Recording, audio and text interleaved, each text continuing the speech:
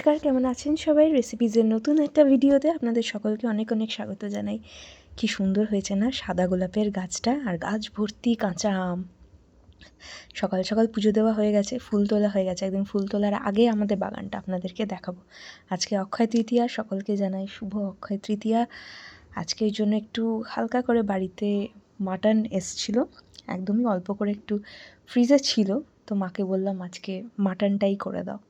তো আজকে মাটন রান্না হচ্ছে, সিম্পল রান্না, মাটন, ভাত আর সামনের পাতে একটুখানি উচ্ছে ভাজা, ব্যাস এই রান্না। প্রথমে কড়াইতে সর্ষের তেল গরম করে চিনি, গোটা গরম মশলা, শুকনো লঙ্কা, তেজপাতা ফোড়ন দিয়ে একটু ভেজে নিয়ে কুচিয়ে রাখা পেঁয়াজ দিয়ে অল্প নাড়াচাড়া করে নেবে। একদম লাল করে ভাজা নয়, অল্প নাড়াচাড়া করে নিয়ে ভালো করে ধুয়ে পরিষ্কার করে রাখা মাটনটা এবার এর মধ্যে দিয়ে দেবো। আমি মাকে ছোটোবেলার থেকে দেখেছি যে মা না কখনো মানে পেঁয়াজটাকে ভালো করে ভেজে নিয়ে আদা রসুন দিয়ে কষিয়ে তারপর মাটন দেয় না।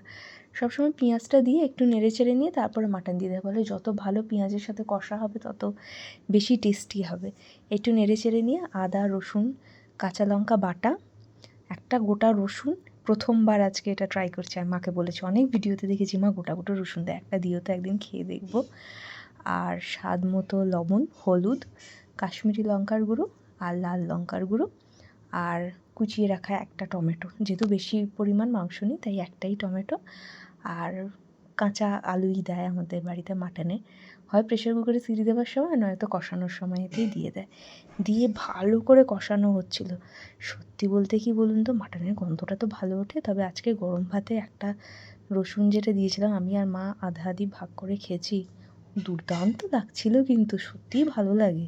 এবার প্রেশার কুকারে একটু গরম জল করে নিয়েছি, মাংসে সবসময় গরম জল দিলেই টেস্টটা ভালো হয়। গরম জল করে নিয়েছি আর কষিয়ে রাখা মাংসটা এবার ওর মধ্যে দিয়ে দিচ্ছে। দিয়ে এবার প্রেশার কুকারের ঢাকনাটা লাগিয়ে আমি 3টে থেকে 4টে সিটি দিয়ে বন্ধ করে রেখে দিই। উপর থেকে একটু মাংস তুলে টেস্ট করেছি বলে লাল রঙটা বোঝা যাচ্ছে না, কিন্তু ঢেলে রাখলে একদম এই লাল রঙটাই আসবে। সবাই ভালো থাকবেন, সুস্থ থাকবেন।